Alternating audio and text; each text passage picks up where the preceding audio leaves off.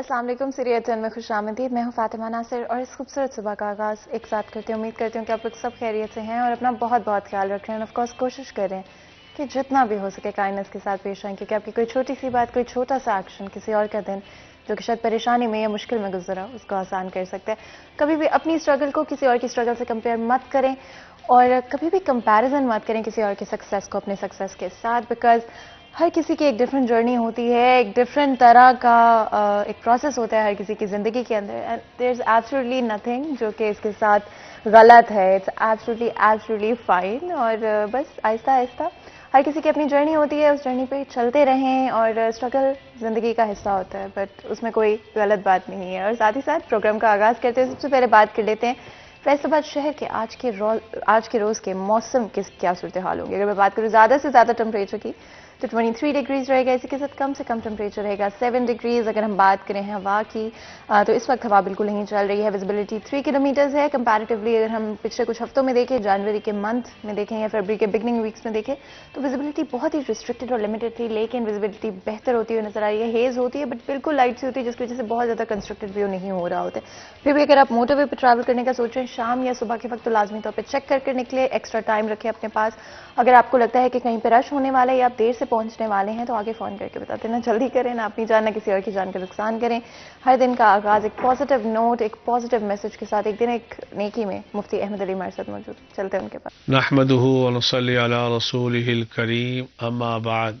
मेरे दोस्तों, बुज़ुर्गों, भाइयों, मेरी बहनों, छठा वो शख्स, मैं वो हदीस बयान कर रहा था कि वो 7 अफराद जिन्हें क़यामत के दिन अल्लाह के अर्श का साया नसीब होगा, उनमें से छठा इंसान वो है जिसको किसी हसब नसब खूबसूरत खातून ने ज़िना की दावत दी हो और ये उस मौके पर कह दे, इन्नी अखाफुल्लाह, मुझे अल्लाह से डर लग रहा है, मुझे अल्लाह से डर लग रहा है।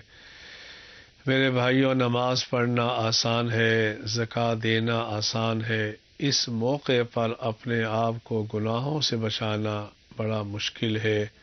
अल्लाह मुझे भी आपको भी गुनाहों से बचने की तौफीक अता फरमाए और अपने अर्श का साया नसीब फरमाए। आमीन आमीन आमीन।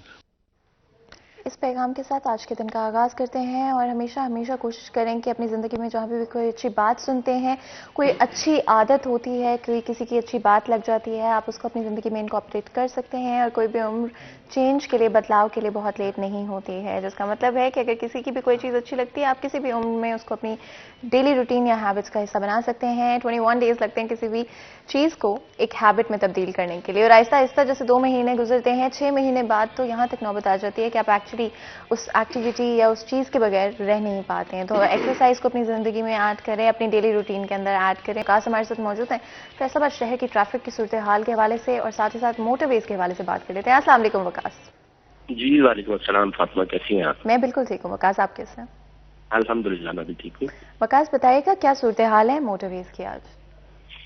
फातिमा, मोटरवेज के हवाले से तो आज मौसम जो है वो क्लियर है, इसीलिए हमारे यहाँ फैसलाबाद को लिंक करने वाली 2 मोटरवे M4 और M3 जो है ये मुकम्मल तौर पे ओपन है। अगर मोटरवे M4 की बात करी जाए तो पिंडी भटिया से अब्दुल हकीम किस्म की ट्रैफिक के लिए खुली है, जबकि अगर मोटरवे M3 की बात की जाए तो फैजपुर से दरकाना तक हर किस्म की ट्रैफिक के लिए मोटरवे को खोला गया है। अलबत्ता मोटरवे पुलिस की जानिब से आने सफर एहतियात और रिफ्लेक्टर के इस्तेमाल को जो है वो जरूरी करार दिया गया है। बिल्कुल वकास, और इसी के साथ बताइएगा फैसलाबाद शहर की ट्रैफिक के क्या सूरत हाल होंगे आज? फातिमा, फैसलाबाद शहर की ट्रैफिक की सूरत हाल जो है वो कदरे बेहतर है, क्योंकि आज सूसा रोड, इसके साथ साथ केनाल रोड और हमारे सिविल लाइन खासकर जो है जो लाई अड्डा से लेकर अगर आप कह सकें कि एग्रीकल्चर यूनिवर्सिटी तक जाने के लिए तमाम तर रास्ते जो है वो मामूल के मुताबिक खुले हैं और ट्रैफिक जो है वो रमा दमा है। स्कूल टाइमिंग में, असम्बली टाइमिंग में कुछ ट्रैफिक का रश बढ़ जाता है, जिसको क्लियर कर दिया गया था ट्रैफिक वार्डन की जानिब से। जबकि दूसरी जानिब अगर बात की जाए अहम शाहराएं हमारी जो है जिन पर कंस्ट्रक्शन वर्क जारी है, तो उन पे अभी जो है वो माजूद खां का बोर्ड लगा हुआ है इंतजामिया की जानिब से कि जब तक कंस्ट्रक्शन मुकम्मल नहीं हो जाती वहां से गुजरने वाले शहरियों को मुश्किलात का सामना रहेगा। और इसके हवाले से अगर बात करें हम कि कौन कौन से रोड हमारे जेर तमीर है इस वक्त, तो उनमें जुमरा रोड जो है हमारा وہ بھی زیر تعمیر ہے، کنسٹرکشن ورک جاری ہے. جبکہ اس کے ساتھ ساتھ اگر ہم بات کریں سرگودا روڈ کی تو واسا کا کنسٹرکشن ورک جاری ہے. اسی طرح جھنگ روڈ اور سمندری روڈ روشن والا جھال کے بعد جو ہے کنسٹرکشن ورک جاری ہے، جس کے باعث شہریوں کو جو ہے اب تقریباً وہاں سے گزرنے والے شہریوں کو اس چیز کی یہ چیز ان کے معمول میں شامل ہو چکی ہے کہ وہاں سے گزرتے ہوئے انتہائی تحمل اور صبر کے ساتھ گزرنا ہے، چونکہ دو طرفہ ٹریفک جو ہے وہ سنگل روڈ سے گزاری جا رہی ہے. اس کے علاوہ اگر شیخ پورہ روڈ کی بات کر لی جائے تو خاصی مشکل صورتحال ہے، خاص کر نشاط آباد پل کو جیسے ہی آپ کراس کرتے ہیں گٹوالا کی طرف تو صورتحال جو ہے وہ خاصی گمبھیر ہو جاتی ہے. ٹریفک جام جو ہے وہ ہر آدھے گھنٹے بعد 10 منٹ کے لیے ٹریفک جام دکھائی دیتا ہے، کیونکہ جب بھی کوئی بڑی بس ٹرن لیتی ہے تو اس کے بعد شہریوں کے لیے خاصی مشکلات پیدا ہو جاتی ہیں. لیکن نشاط آباد پل وہ واحد مقام ہے جہاں پہ یہ کہا جا سکتا ہے کہ ڈپٹی کمشنر کے دورے کے باوجود جو ہے تاحال نہ تو وہاں پہ کسی قسم کی مرمتی کام مکمل ہو چکا ہے اور نہ ہی شہریوں کے لیے کوئی آسانیاں پیدا کی جا سکتی ہیں. بالکل. اور وکاس یہ بھی بتائیں کہ اسپیشلی اگر ہم بات کریں کینال روڈ کے حوالے سے اسکول کی جب چھٹی ہوتی ہے اس وقت بہت ہی ٹریفک نظر آتی ہے اور یوزلی وہاں پر کوئی بھی پولیس وارڈن موجود نہیں ہوتا ہے. اس حوالے سے کیا کوئی چیزیں کی جائیں گی، کوئی اقدامات کیے جائیں گے انتظامیہ کی طرف سے؟ اس حوالے سے فاطمہ یہ کہا جا سکتا ہے کہ انتظامیہ کی جانب سے انتظامات کی کوشش تو بھرپور کی جاتی ہے، لیکن پھر صورتحال وہی ہے کہ پورے شہر سے مختلف علاقوں سے بچے جو ہے وہ کینال روڈ پر موجود بڑے اسکولز میں پڑھنے کے لیے آتے ہیں، جس کے باعث خاص طور پہ جب چھٹی کا وقت ہوتا ہے جیسا آپ نے بھی ذکر کیا تو بچوں کے والدین بڑی بڑی گاڑیوں میں اور سینکڑوں گاڑیاں جو ہیں وہ ایک ہی وقت میں بچوں کو لینے جب پہنچتی ہیں کینال روڈ پہ تو ٹریفک کے لیے خاصا مشکل ہو جاتا ہے اور اس کے بعد ٹریفک جام جو ہے وہ بھی معمول کا حصہ ہوتا ہے. اور اگر ٹریفک وارڈن کی ڈیوٹی کی بات کر لی جائے تو بیسیکلی کینال روڈ جو ہے ہمارا ٹریفک سیکٹر عبداللہ پور کے زیر اثر آتا ہے، تو عبداللہ پور ٹریفک سیکٹر جو ہے اس کے پاس ایک تو بہت زیادہ رقبہ موجود ہے، گھاٹوالا پارک سے لے کے جھال چوک تک چند ایک وارڈن ہے جن کو تمام تر روڈ جو ہے وہ کلیئر کرنا ہوتا ہے. اس ٹریفک جو ہے کافی مشکلات کا شکار رہتی ہے. سی ٹی او فیصل آباد تنویر احمد ملک سے ہماری اس حوالے سے گفتگو ہوئی تھی، جن کا یہ کہنا تھا کہ جلد ہی جو ہے کینال روڈ پر نفری کی تعداد جو ہے اس میں اضافہ کیا جائے گا. بالکل، بہت بہت شکریہ وکاس اس اپ ڈیٹ کے لیے. آپ لوگوں نے سنا کہ فیض آباد شہر کی ڈفرینٹ جگہیں جو ہیں، ڈفرینٹ روڈز جو ہیں انڈر کنسٹرکشن ہے یا پارشلی کوئی نہ کوئی ریپیئر ورک وہاں پر ہو رہا ہے، جس کی وجہ سے مسائل کا سامنا کرنا پڑ رہا ہے. ویکینڈ آلموسٹ آ رہا ہے، ویکینڈ کے اوپر کافی رش دیکھنے کو ملتا ہے، اسپیشلی اگر سرٹن ہم جگہوں کی بات کرتے ہیں. اگر آپ کسی بھی ایریا میں جا رہے ہیں جہاں پہ یوزلی کافی ٹریفک یا رش دیکھنے کو ملتا ہے تو لازمی طور پہ وہاں جا کر زیادہ شور نہ مچائیں، پارکنگ پراپرلی کریں. آئی تھنک پارکنگ ایک بہت بڑا ایشو ہے، لوگ بڑی ان ایونلی پارک کر دیتے ہیں، پیرلر پارک کرتے ہیں، سڑک کے اوپر ہی پارک کر دیتے ہیں، جس کی وجہ سے اوور آل ٹریفک جو ہے وہ جام ہونا سٹارٹ ہو جاتی ہے، سلو ڈاؤن ہونا شروع ہو جاتی ہے. تو کہیں بھی جا رہے ہیں، چاہے شاپنگ کرنے جا رہے ہیں، چاہے فیملی کے ساتھ ٹائم اسپینڈ کر رہے ہیں، فرینڈس کے ساتھ مل رہے ہیں، کہیں بھی جا رہے ہیں پارک پراپرلی کریں، نہ لوگوں کے لیے کسی طرح کی مشکل کو کریٹ کریں، نہ اپنے لیے کسی طرح کی مشکل کو کریٹ کریں. اور چھوٹی چھوٹی چیزیں جن سے ہم اوور آل امپروومنٹ لے کر آ سکتے ہیں فیض آباد شہر کی ٹریفک کے حوالے سے. آگے بڑھتے ہیں، آپ کو پتہ ہے کہ ہم ڈفرینٹ طرح کے ایسپیکٹ سے اور چیزوں سے آپ کو اپڈیٹ رکھنا چاہتے ہیں، اسپیشلی فیصل آباد شہر کو لے کر. 9 فروری 2022 کو عمران خان ہمارے پرائم منسٹر نے وزٹ کیا فیصل آباد شہر کا، جہاں پہ صحت کارڈ لانچ کیا گیا. ایک نیا انیشیٹو ہے اور ایون دو پاکستان کے دوسرے میجر سٹیز کے اندر آلریڈی یہ ہیلتھ کارڈ لانچ ہو چکا ہے، لیکن ابھی بھی آہستہ آہستہ باقی ڈسٹرکٹس کے اندر اس کو لانچ کیا جا رہا ہے. فیصل آباد ڈسٹرکٹ کے اندر 9 فروری کے بعد سے اب یہ آفیشلی لانچ ہو چکا ہے، جس کے بعد آپ کو پتہ ہے تھوڑا سا آئیڈیا دینے کے لیے 10 لاکھ روپیز پر فیملی الاٹ کیا گیا ہے ڈفرینٹ ہیلتھ ایشوز کو کور کرنے کے لیے. اور پرائم منسٹر کے دورے کی بات کریں تو اس میں آئی تھنک کافی ساری ایسپیکٹس تھے، کافی ساری چیزوں کے بارے میں بات کی کہ اسی والے سے بات کریں گے. ہمارے ساتھ بہت ہی خاص مہمان موجود ہیں. ظفر ڈوگر صاحب جو کہ بیورو چیف ہے سٹی 41 کے، بہت ہی ایکسپیرینس جرنلسٹ ہیں، سینئر جرنلسٹ ہیں اور ہمیشہ سر ظفر سے بہت کچھ سیکھنے کو ملتا ہے. سر آپ کو ویلکم کرتے ہیں شو کے اندر. بہت بہت شکریہ آج ہمیں جوائن کرنے کے لیے اور ہماری آڈینس اور ہمارے لیے وقت نکالنے کے لیے. بہت شکریہ Fatima, thank you very much. اور بہت ہی ہارڈ ٹاپک جو ہے اس پہ آپ بات کرنا چاہ رہی ہیں میرا خیال آج. بالکل سر، اور بہت ہی امپورٹنٹ ایسپیکٹ ہے کہ پرائم منسٹر عمران خان فیصل آباد شہر ہے. سب سے پہلے تو سر آپ کا صحت کارڈ کے حوالے سے بات کریں، اس کی آفیشلی لانچ فیصل آباد شہر میں ہو چکی ہے. کیا ایکسپیکٹیشنز ہونی چاہیے فیصل آباد کے شہریوں کی؟ دیکھیے فاطمہ، تنقید تو ہم کرتے رہتے ہیں، لیکن سچی بات یہ ہے کہ یہ ہیلتھ کارڈ جو ہے اگر گورنمنٹ اسی طرح جو اس کے ارادے ہیں یا جس طرح سے وہ اظہار کر رہے ہیں کہ ہم ایسا کرنے جا رہے ہیں، اگر 100% نہیں تو 50% بھی اس پر عمل درآمد ہو گیا تو وہ بہت بڑی بات ہے. یہ دنیا کے کسی ملک میں ایسا نہیں ہے کہ آپ کو 10 لاکھ روپے تک کی ہیلتھ کوریج ہر شخص کو حاصل ہو، ہر فیملی کو حاصل ہو، یہ کہیں بھی نہیں ہے دنیا میں۔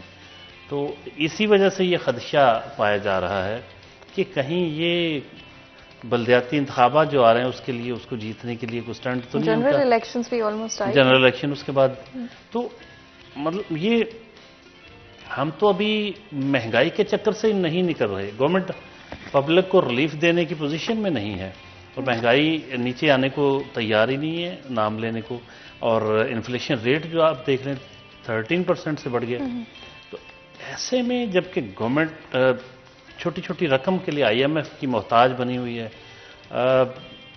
اتنا بڑا پروجیکٹ ناقابل یقین ہے، اسی لیے کچھ شبہات ہیں، لیکن ہم اس کو پازیٹیولی لیتے ہیں۔ آخر گورنمنٹ کا انیشیٹو ہے اور وہ اعلان کر رہی ہے 400 ارب روپے پنجاب کے لیے رکھے ہوئے ہیں انہوں نے، تو یہ بہت بڑی اماؤنٹ ہے، اور ہیلتھ سیکٹر میں اس سے بڑا انیشیٹو آج تک نہیں لیا گیا۔ ابھی ہم بعد میں دیکھیں گے، کچھ وقت لگے گا جب حقیقت میں پتہ چلے گا، جب لوگ ہسپتالوں کا رخ کریں گے تو ان کو کن مسائل کا سامنا کرنا پڑتا ہے، لیکن ہم گورنمنٹ کو اس کی فیس ویلیو پہ لیتے ہیں اور مان لیتے ہیں کہ انہوں نے یہ کیا ہے، اور ہر خاندان کو 10 لاکھ روپے تک کا سالانہ ہیلتھ کور ہوگا۔ یہ بہت بڑی بات ہے۔ تو اس میں فیصل آباد میں جب یہ لانچ کر دیا گیا 9 فروری سے، تو اس کا مطلب یہ ہوا کہ وہاں اناؤنس کیا CM پنجاب نے، بزدار صاحب نے، کہ اب اس کے اناؤنسمنٹ کے ساتھ ہی ہم پنجاب کے 73% لوگوں کو یہ کوریج دے چکے ہیں، ہیلتھ کیئر کی کور۔ لیکن میرا خیال اس کا ویٹ کرنا پڑے گا۔ کل وہ مجھے فرق حبیب صاحب نے بھیجا کہ ہم نے جی فیصل آباد میں پہلی بچی پیدا ہوئی ہے، یہ دیکھیں ذرا اس کے والد سے بات کریں۔ میں نے عزادار سے کہا، پھر اس نے ڈیٹیلز لیں تو واقعی وہ ان کا کوئی خرچ نہیں آیا پورے ہاسپٹل میں، سارا کچھ جو وہ گئے نجی ہاسپٹل میں۔ اویئرنیس ابھی لوگوں میں آنی چاہیے، لوگ جائیں فوری طور پر، جس کو بھی ضرورت ہے، یہ نہیں کہ شوقیہ بھاگ کھڑے ہوں، لیکن جو ہاسپٹل جن کا نام لیا، سرکاری نجی، وہاں جائیں گے لوگ، پتہ چل جائے گا کہ حقیقت کیا ہے۔ لیکن اگر گورنمنٹ نے جو کہا ہے اس کو فیس ویلیو پر لیتے ہوئے اگر ہم سمجھیں کہ ایسا ہی ہے، تو یہ واقعی ایک بہت بڑا سٹیپ ہے، بہت بڑا انقلابی قدم ہے۔ بالکل، بہت ساری چیزیں ابھی ایکچولی گورنمنٹ کی طرف سے ڈیسائیڈ نہیں کی گئی ہیں، خود بھی I think because it's a plan in progress, ختم نہیں ہوا ہے ابھی، بلکہ ایکچولی میں ساتھ بہت ساری ڈیٹیلز فگر آؤٹ کی جا رہی ہیں۔ لیکن بہت اچھا انیشیٹو جس طرح سے آپ نے کہا کہ بہت سارے لوگ اور ہر کوئی جب سائن اپ کر سکتا ہو ایک سروس کے لیے، اور ہیلتھ سروسز کے حوالے سے کہتے ہیں کہ لوگوں نے آلریڈی سوچنا شروع کر دیا کہ 2 نمبری کس طرح سے۔ اور کچھ دن پہلے ہمارے شو میں جب ہم اسی والے سے بات کر رہے تھے تو ہمارے گیسٹ نے کہا کہ ہم we're gonna make sure کہ that does not happen۔ دیکھیے فاطمہ، ایک چیز تو ہے کہ آپ دنیا کا کوئی اچھے سے اچھا کام کرنا شروع کریں تو اس میں جو 2 نمبر لوگ ہیں وہ تو اپنا راستہ نکالتے ہیں، ہر صورت انہوں نے 2 نمبری کرنی، وہ گورنمنٹ کے سیکٹر میں بھی ہو سکتی ہے اور پرائیویٹ جو ہاسپٹلز ہیں اس حوالے سے بھی، اور جو مشینری یا جو ساری اسٹیبلشمنٹ اس کے ایگزیکیوشن کے مراحل میں یا بعد میں جو ایگزیکیوٹ ہو رہا ہوگا اس پروسیس میں جتنے لوگ انوالوڈ ہیں، اب وہ کہیں نہ کہیں ان میں سے جو 2 نمبر ہوتے ہیں وہ تو لازمی اپنا راستہ نکال لیتے ہیں کہ کس طریقے سے ہم نے اس میں سے 2 نمبری کرنی ہے۔ وہ ایک چھوٹی سی مثال دیتا ہوں، ایک بادشاہ کو پتہ چلا کہ اس کا وزیر بہت کرپٹ ہے، تو اس کو بڑا غصہ آیا کہ یہ ایسا کیوں کرتا ہے۔ اس نے کہا اس کو میں سزا دیتا ہوں اور اب ایک ایسی جگہ پھینکوں گا جہاں کرپشن نہیں ہو سکے گی۔ تو اس کو بنا دیا کہ آپ کا کام ہے کہ اپنے سمندر میں اس کے کنارے پہ کہیں کھڑے ہو جائیں، اور جتنے بھی جہاز آ رہے ہیں دوسرے ملکوں سے، ان کی آپ نے لہریں گننی، آپ لہریں گنا کریں کہ پورے دن میں کتنی لہریں گزرتی ہیں اس میں سے۔ تو وہ بڑا تنگ ہوا کہ یار یہ کیا وزارت ہے، یہ کس موقع پہ کس کام پہ لگا دیا، میں لہریں گنتا رہوں۔ اچھا اس نے 1-2 دن دیکھا، اچانک اس کا شیطانی دماغ نے کام کیا، 2 نمبر تھا، راستہ نکل آیا، ایک جہاز آ رہا تھا، پہلی جہاز اس کو روکا اس نے، عملہ پاس آیا تو کہ جی کیا مسئلہ ہے، آپ نہیں گزر سکتے، جی کیوں نہیں گزر سکتے، یہ بادشاہ نے بیٹی لہریں گرنے پہ لگائی، آپ گزریں گے ساری لہریں ہل جاتی، سارا پانی ڈسٹرب ہو جانا، میرا سارا حساب کتاب خراب ہو جانا۔ اچھا وہ کہیں جی اب کیا کریں، اس کو پیسے لگائے، جہاز گزر گیا، ہر جہاز آ رہا ہے اس کو روکتا ہے، لہریں گن رہا ہوں، گنتی خراب ہو جائے گی، سارا پانی آگے پیچھے، وہ بھی پیسہ لگاتا ہے، نکل جاتا ہے۔ سو لہریں گننے پہ بھی پیسہ لے سکتے ہیں آپ، تو جو 2 نمبر لوگ ہوتے ہیں وہ تو راستہ نکال ہی لیتے ہیں، لیکن میں سمجھتا ہوں کہ ہمیں اس کو پازیٹیولی لینا چاہیے، لیکن جو ہی اس کی خامیاں اور خرابیاں سامنے آنا شروع ہوئیں تو ظاہر ہے سب سے پہلے تو ہم معاف نہیں کریں گے، پتہ چل جائے گا کتنی نیت صاف ہے، کتنا فائدہ ہو رہا ہے۔ ابھی اس میں آؤٹ پیشنٹ پتہ نہیں اس میں شامل ہے او پی ڈی، اگر وہ نہیں ہے پھر تو لوگ مارے گئے، جو ہاسپٹل میں جا کے چیک اپ کروا لیتے تھے اور فری چیک اپ ہو جاتا تھا۔ اگر صرف ایڈمٹ ہونے والوں کا علاج ہونا ہے، ایون دین بہت بڑا پروجیکٹ ہے، لیکن او پی ڈی ختم نہیں ہونی چاہیے۔ میں تھوڑا سا اس کو میں اسٹڈی کرنا تھا، دیکھ نہیں سکا، اس دن پرائم منسٹر آئے تو ہم اسی میں لگے رہے، لیکن پرائم منسٹر کے حوالے سے میں یہ کہوں کہ اس دن مجھے ان کی اسپیچ میں کچھ نیا نہیں نظر آیا، بڑی تکلیف دہ بات تھی کہ وہ 3.5 سال سے ایک ہی تقریر کر رہے تھے، کوئی نیا جملہ نہیں، کوئی نئی بات نہیں، وہی مخالفین کے لیے سخت الفاظ، وہی ایک مخصوص قسم کا ان کی جو ہوتی ہے کہ ریاست مدینہ میں یہ ہوتا تھا، یہ ہوتا تھا، فلاں ہوتا تھا، ایسا۔ بھئی ہمارے ملک میں تو اس کے الٹ ہو رہا ہے، اس کو ٹھیک کس نے کرنا ہے؟ ہم تو کہتے ہیں ہمارے محترم پرائم منسٹر صاحب ہم آپ کی ساری باتوں کو مانتے ہیں، یہ جو آپ بات کرتے ہیں ایک بھی بات سے ہم اختلاف نہیں کرتے، آپ 100% درست فرما رہے ہیں۔ ہم یہ کہہ رہے ہیں کہ ہم محترمہ جو خاتون اول صاحبہ ہیں بیسیکلی ہم ان کے ساتھ ہیں، وہ یہ کہتی ہیں کہ پرائم منسٹر صاحب یو آر پرائم منسٹر، آپ پڑھتے کیوں، آپ نے کرنا ہے کچھ۔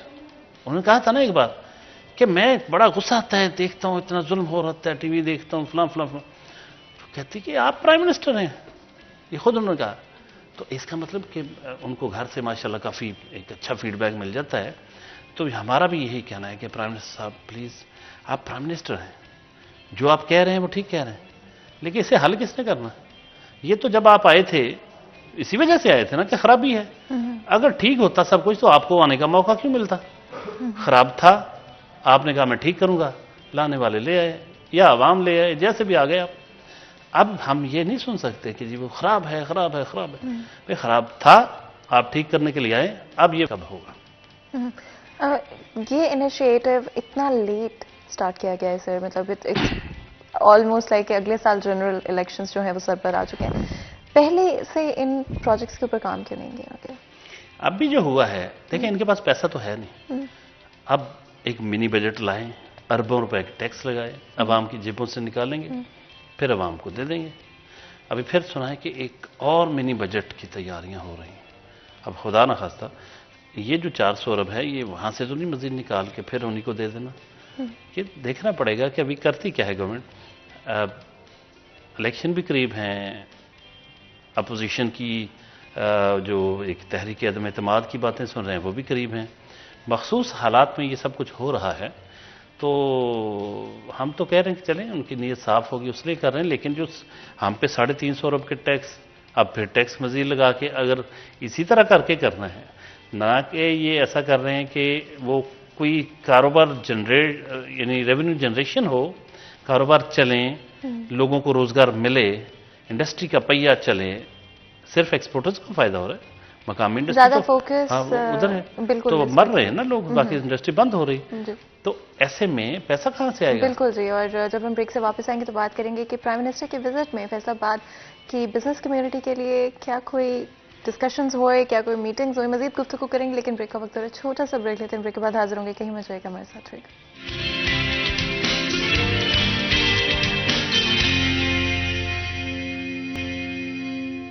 ویلکم بیک، سیریا 10 میں ایک دفعہ پھر آپ کو خوش آمدید کہتے ہیں۔ بریک میں جانے سے پہلے آج اسپیسیفکلی بات کر رہے ہیں ہیلتھ کارڈ کے حوالے سے، جو کہ فیصل آباد شہر میں 9 فروری کو لانچ ہوا ہے۔ پرائم منسٹر عمران خان نے فیصل آباد کا دورہ بھی کیا جس میں آف کورس صحت کارڈ کو لانچ کیا گیا. اور سب سے امپورٹنٹ سوال یہاں پہ ہے کہ پرائم منسٹر کے وزٹ کے ساتھ بہت ساری ایکسپیکٹیشنز جڑی ہوئی تھیں. اینڈ یہاں پر ایک کوشچن جو ہم سب کے مائنڈ میں ہے کہ کیا بزنس کمیونٹی کے لیے، انڈسٹری کے لیے کوئی اسپیسیفک میٹنگز کی گئی، کوئی بات چیت کی گئی؟ اور ظفر ڈوگر صاحب ہمارے ساتھ موجود ہیں. سر، کیا کوئی اس طرح کی میٹنگز یا بزنس کمیونٹی کے جو مسائل ہیں ان کے لیے کوئی بھی بات چیت ہوئی؟ جی، پرائم منسٹر نے میں وہاں موجود تھا جب جو جلسہ تھا، جلسہ کہہ لیں یا وہ جو تقریب تھی، جی. اس کے بعد پرائم منسٹر کنونشن سینٹر میں انہوں نے 2 ملاقاتیں کی. ایک تو گجرانوالہ اور منڈی بہاؤدین کے سیاستدانوں سے، وہ بلدیاتی انتخابات کی تیاری کرنے کے لیے انہیں کہا گیا، کیونکہ کہا جا رہا ہے کہ فرسٹ فیز کے بلدیاتی انتخابات جو ہیں گجرانوالہ ڈب سے شروع ہوں گے. صحیح. اور اس کے علاوہ دوسری جو میٹنگ تھی وہ فیصل آباد کے chamber of commerce and industry کے نمائندہ وفد کی میٹنگ تھی. باقی تو جو ان کے معاملات ہوتے ہیں اس میں ان کے جو مطالبات ہوتے ہیں ان پہ پرائم منسٹر فوری طور پہ تو کوئی ڈیسائیڈ نہیں کرتے، کیونکہ اس طرح کی چھوٹی چھوٹی میٹنگ میں یہ نہیں ہوتا. وہ بیسیکلی وہ جو ایک مرحلہ وار میٹنگ ہوتی ہیں وزارت کامرس کے ساتھ، ایف بی آر کے اگر اس سے ریلیٹڈ ہے ان کے ساتھ جو چیزیں، پھر جا کے وزارت اپروو کرتی، پھر کیبنٹ میں جاتی. یہ ایک کرٹسی میٹنگ ہوتی بیسیکلی، جہاں پرائم منسٹر جاتے ہیں وہاں لائرز بھی مل سکتے ہیں، صنعت کاروں کی ملاقاتیں کروا دی جاتی ہیں، مقامی سیاستدانوں کی نہیں ہوئی کیونکہ ان کی چند دن پہلے لاہور میں ہو چکی تھی. تو اس ملاقات کا جو سب سے اہم بات تھی، مجھے جو لگا کہ جس وجہ سے اس کی اہمیت بڑھ گئی، اس سے پہلے ہی پرائم منسٹر کو ہماری مقامی جو پولیٹیکل ایلیٹ ہے پی ٹی آئی کی، ان کی طرف سے یہ آگاہ کر دیا گیا تھا کہ یہ جو لاہور میں مطالبہ ہوا ہے جڑھانوالہ کو ضلع بنانے کے حوالے سے، اس میں جو پارٹیسپینٹ سے اگرچہ وہاں انہوں نے مخالفت نہیں کی تھی بلکہ حمایت کر دی تھی، لیکن پرائم منسٹر کو کچھ مخصوص پولیٹیشینز نے مشورہ دیا کہ آپ اناؤنس نہ کیجیے گا، وہاں مخالفت ہے فیصل آباد کے صنعت کار اس کو نہیں مان رہے. تو اس میٹنگ میں صنعت کاروں نے باقاعدہ یہ بات کی کہ جڑھانوالہ ہمیں جڑھانوالہ میں شامل نہ کریں، ہماری تحصیل جڑھانوالہ میں آتی ہے، تو ہم اگر جڑھانوالہ کو ضلع بناتے تو ہم فیصل آباد سے کٹ جائیں گے، تو یہ ہمارے لیے بہت مشکل ہوگا. تو اس پہ پھر پرائم منسٹر نے کہا کہ دیکھیں اس پہ ٹھیک ہے، بیٹھ کر سوچ کر بات کر لیں، افہام و تفہیم سے مسئلہ حل کر لیں. But the prime minister was of the opinion کہ چھوٹے چھوٹے ضلع ہونے چاہیے، انتظامی یونٹس، تاکہ لوگوں کے مسائل حل ہوں. لیکن اس وجہ سے انہوں نے انگریز کیا مزید کہ فوری طور پر جو توقع کی جا رہی تھی، بڑی ہائپ کریٹ ہوئی تھی.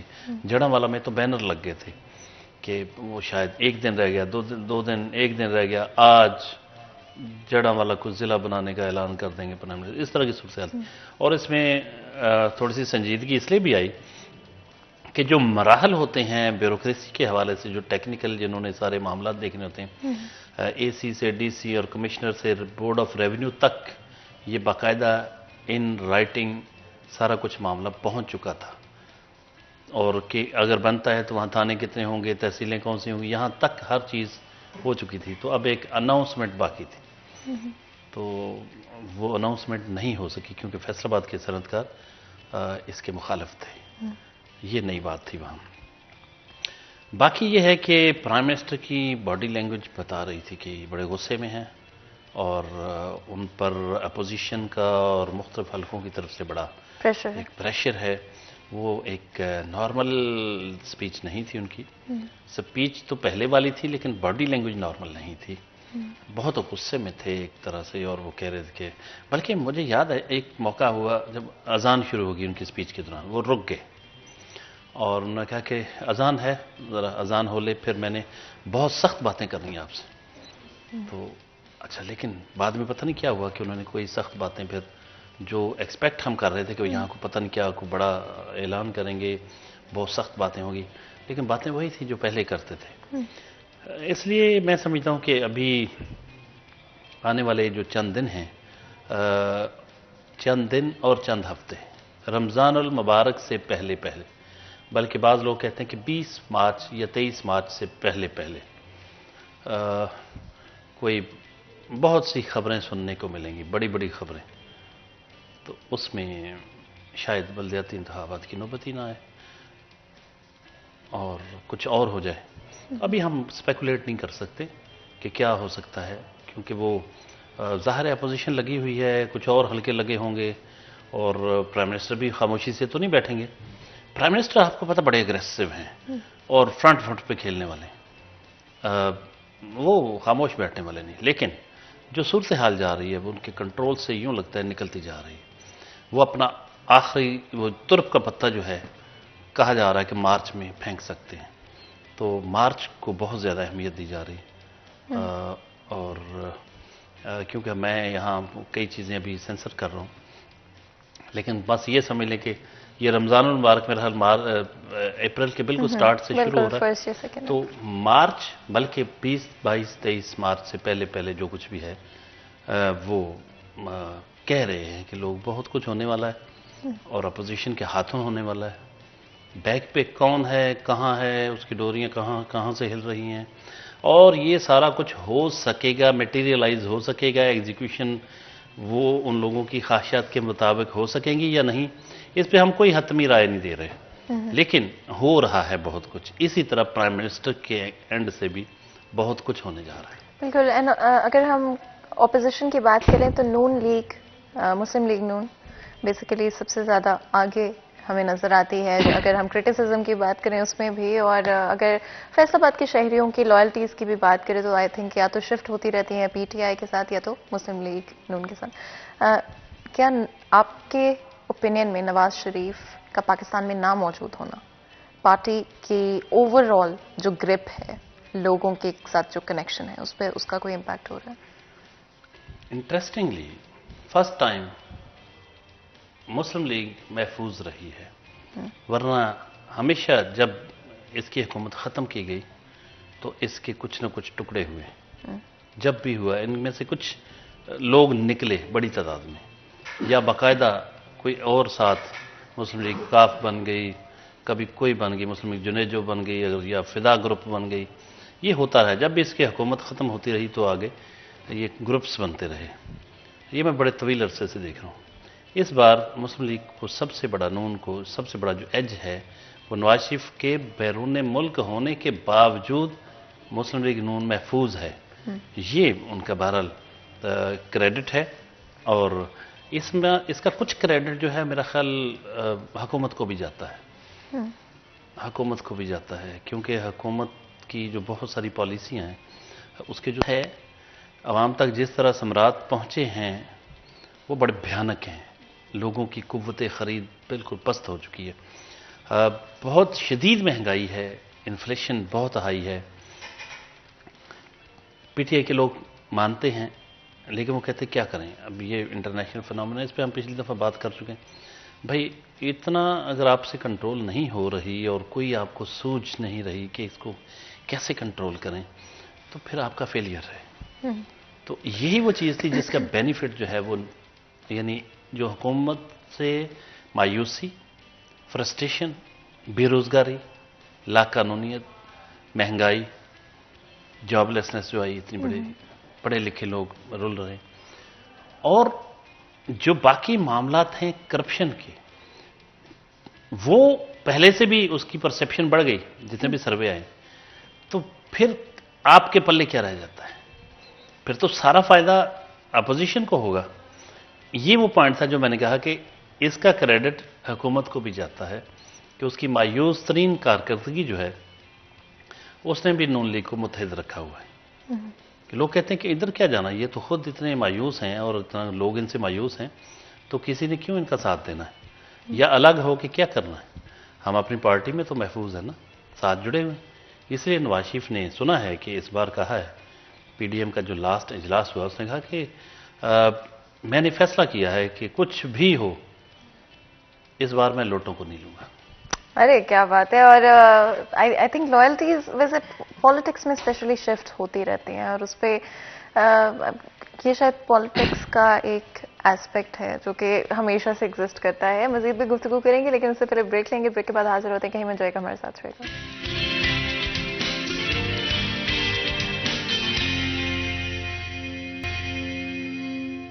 वेलकम बैक सीरियस 10 में एक दफ़ा फिर आपको खुश आमदीद कहते हैं। ब्रेक में जाने से पहले प्राइम मिनिस्टर इमरान खान का 9 फरवरी को जो फैसलाबाद शहर का विजिट रहा उसके बारे में बात कर रहे थे।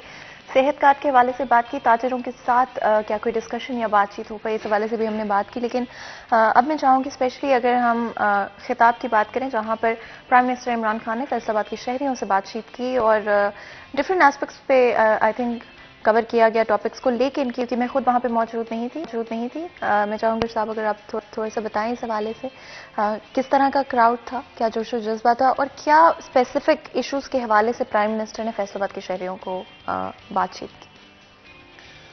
फातिमा, मैंने प्राइम मिनिस्टर के पहले भी जो गैदरिंग हैं जहाँ वो आते रहे वो अटेंड करता रहा हूँ, देखता रहा हूँ जो सूरत हाल थी।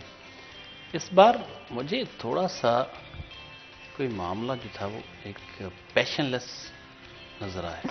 ऑडियंस जो थी वो यूं बात कर रही थी जैसे मतलब प्राइम मिनिस्टर खिताब कर रहे हैं और वो आपस में बातें कर रहे हैं, इवन फ्रंट रो में बैठे लोग, और यूं लग रहा था कि जैसे उनको उनकी एक तो स्पीच में नया कुछ नहीं होता ना, ये जैसे मैंने कहा कि वो नई बातें भी तो आनी चाहिए ना।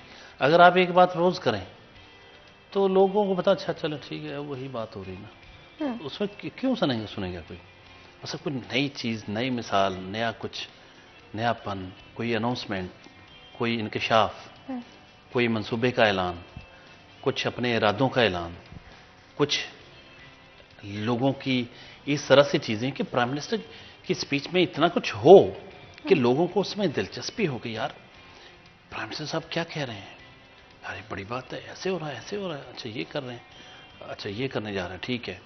प्राइम मिनिस्टर आए तो लोग जोश और जज्बे से यूं नारेबाजी भी होती है, कारकुन बेकाबू हो जाते हैं बड़े जोश से। वहाँ सिर्फ एक कोने में बैठे कुछ लोग नारे लगा रहे थे, कुछ चंद एक लगता था कि उनको इस काम के लिए लाया गया। सारा पंडाल खामोश, कोई उनकी स्पीच में कोई ऐसा नहीं लगा कि जहाँ कहीं कोई नारा लगा दे, कोई चलें कुछ उसमें जोश और जज्बे के साथ क्लैपिंग कर दें, नारा ना सही, बहुत सारी तकरीबात में मुनासिब नहीं समझे, लेकिन जोश इतना बड़ा इनिशिएटिव ले रहे हैं आप, इतने 4 अरब रुपए के प्रोजेक्ट का यहाँ कर रहे हैं और उसका जो फैसलाबाद डिवीजन में जो उसके हिस्से में आना अरबों रुपए के मामलात हैं, करोड़ों रुपए की इस लोगों को मिलेंगी चीज़ें, उस पर कोई आपके ऑडियंस में कोई जोश जज्बा ही नहीं है, आपके नुमाइंदों में कोई जोश जज्बा नहीं। लगता है कि ये बेसिकली वो खुद भी मायूस हो चुके हैं चीज़ों से कि यार, और जहाँ तक ये ताल्लुक है उनका मीटिंग्स और उनकी बात और फैसलाबाद के हालात, वो तो हेलीकॉप्टर में अपने तैयारे में आते हैं, तैयारे से चले जाते हैं, उनको फैसलाबाद की गली मोहल्लों सड़कों के मसाइल का क्या पता। एक्चुअली मैं यही पूछना चाह रही थी आपसे नेक्स्ट के प्राइम मिनिस्टर इमरान खान जब फैसलाबाद का दौरा करने आए तो वो फैसलाबाद एयरपोर्ट के ऊपर लैंड हुए, जिसके बाद हेलीकॉप्टर से वो उतर के जो है हेलीकॉप्टर में बैठे और आगे चले गए। किस तरह से वो पता लगा सकते हैं कि असल में फैसलाबाद के शहरियों के मसाइल क्या हैं, यहाँ की सड़कों के क्या हालात हैं, क्या सूरत हाल हैं जो कि ऑन अ डेली बेसिस हर फैसलाबाद के शहरी को फेस करना पड़ता है अपनी डेली रूटीन के अंदर, कैसे पता लगाएंगे? देखें, अगर तो लगाना चाहें फिर तो लग सकता है। ये बातें फैसलाबाद के जो पीटीआई के अरकान असेंबली हैं उनको बेशुमार दफ़ा अपने हलकों के और फैसलाबाद के मसाइल के बारे में बता चुके। प्रॉब्लम ये थी कि इनको अब सख्त लफ्ज़ हो जाएगा कि किसी की सुनते नहीं थे, वो बहुत सारे लोगों को गिला है। राजा रियाज से पूछें आपको क्या मसाइल हैं, और जो अरकान असेंबली हमें ऑफ द रिकॉर्ड बताते हैं उनसे पूछें कि यही बातें ऑन द रिकॉर्ड क्यों नहीं कहते आप। इसलिए नहीं कहते बेचारे गवर्नमेंट का हिस्सा है और क्या अपना मजाक उड़वाएं। प्राइम मिनिस्टर तो सीधे मुंह बात नहीं करते थे इनसे, सिर्फ आए बैठे फोटो सेशन हुआ, मुलाकात, चले जी ओके। वो बेचारा अपने रुकने कौमी असेंबली अपने हल्के में जाके ये बता दे चले जी प्राइम मिनिस्टर से मिल के आए, उसने ये वादा कर, वो इतनी दफ़ा वादे करके आते हैं और होता क्यों, क्योंकि असल में बैक पे प्राइम मिनिस्टर पाकिस्तान की तारीख का पहला प्राइम मिनिस्टर था जिसको तमाम रियासती अदारों की भरपूर सपोर्ट हासिल रही है, नाकाबिले तसव्वुर। अब वो समझते थे कि मुझे मतलब कोई ज़रूरत नहीं, उनके जहन में कोई अपना एक बड़ा एजेंडा होगा, जो भी था। अरकान असेंबली की नहीं सुनी गई थी। स्टार्ट में तो उन्होंने ब्यूरोक्रेट्स को बाकायदा कहा कि आप कोई किसी की आपको ज़रूरत नहीं है कि आप बिल्कुल मेरिट को देखें, और वो सारा ब्यूरोक्रेट्स इसका मतलब भी और लेते हैं। इसका मतलब वो ये लेते हैं कि किसी सियासतदान को घास नहीं डालना, बस अपनी करें। उसका इतनी दूर तक, कई महीनों तक, बल्कि साल 1.5 साल तक उसका इम्पैक्ट یہ رہا کہ ارکان اسمبلی نے اگر کسی پی ایم، کسی کلرک، کسی چھوٹے سے چھوٹے بندے کی بھی سفارش کر دی تو مجھے ایک رکن قومی اسمبلی پی ٹی آئی کا نے کہا کہ یار ہم تو مارے گئے. میں نے کہتا کمشنر سے ایک چھوٹی سی سفارش کی تو بالکل جائز، وہ جو اس نے کسی بھی بندے کے کہنے پہ کر دینی تھی. کہتا ہے جناب آپ کو پتا نا کہ پرائم منسٹر صاحب نے منع کیا ہے کہ وہ اس طرح کی چیز مداخلت پسند نہیں کرتے. وہ کہتا جی ہم ان سے کیا کام کہیں گے. تو یہی بات اس نے اپنے کسی بیچ میٹ کے کہنے پہ، یہ تو بہت ہی معمولی بات ہے. بڑے بڑے کام کسی جرنلسٹ کے کہنے پہ کر دیں گے، کسی بیچ میٹ کے کہنے پہ کر دیں گے، کسی بھی باس اور شخص کے کہنے پہ کر دیں گے. ہمیں تو کہتا ہے اچھوت بنایا ہوا. تو یہ وہ معاملہ تھا جس پہ پرائم منسٹر 3.5 سال انہوں نے اسی طرح رہے. اب آ کے پریشر بڑا ہے تو اب ان کو ارکان اسمبلی کے ساتھ بیٹھنا اٹھنا شروع ہوئے، لیکن اب ان کے ہاتھ سے معاملات بہت سارے نکل چکے ہیں. ایک انیشیٹو انہوں نے لیا یہ ہیلتھ والا. وہ یہ سمجھتے ہیں کہ یہ گیم چینجر ثابت ہو. یہی انہی کے الفاظ ہیں کہ دس ول بی گیم چینجر. وہ سب کچھ بھول جائیں گے لوگ. 10 لاکھ روپے ہر شخص کے پروپیگنڈا ساتھ ساتھ ہوگا نا. ہر غریب شخص کی جیب میں بھی 10 لاکھ ڈال دیے گئے. حالانکہ وہ 10 لاکھ اس طرح نہیں ہے، وہ یہ ہے کہ چلے کبھی بیمار ہوگا تو علاج کرا سکے گا. ایون دین میں سمجھتا یہ بہت بڑا منصوبہ. لیکن مایوسی اتنی ہے، فرسٹریشن اتنی ہے، مسائل اتنے زیادہ ہیں، روٹی نہیں مل رہی لوگوں کو، روزگار نہیں مل رہا، لا قانونیت ہے، انفلیشن ریٹ بڑھ گیا ہے، لوگ تو باقاعدہ رل گئے ہیں. تو ایسے میں محض ایک پروجیکٹ ان کے لیے کیا فیور دے گا؟ بالکل. اینڈ ایبسولوٹلی یہ تو وقت ہی بتائے گا کہ اس صحت کارڈ کے انیشیٹو کا کیا اثر ہوتا ہے، کیا عوام کا سپورٹ اور ایک جو ٹرسٹ اور فیتھ گورنمنٹ میں تھا وہ واپس لایا جا سکے گا. پاکستان تحریک انصاف اگلے الیکشنز میں کیسے پرفارم کر پائے گی، چاہے ہم بلدیاتی الیکشنز کی بات کریں یا پھر جنرل الیکشنز کی بات کریں. یہ تو وقت ہی بتائے گا. بہت بہت شکریہ سر آج میں جوائن کرنے کے لیے. یہاں پر ایک چھوٹا سا بریک لیں گے، بریک کے بعد حاضر ہوں گے. کہیں مت جائے گا، ہمارے ساتھ رہیے.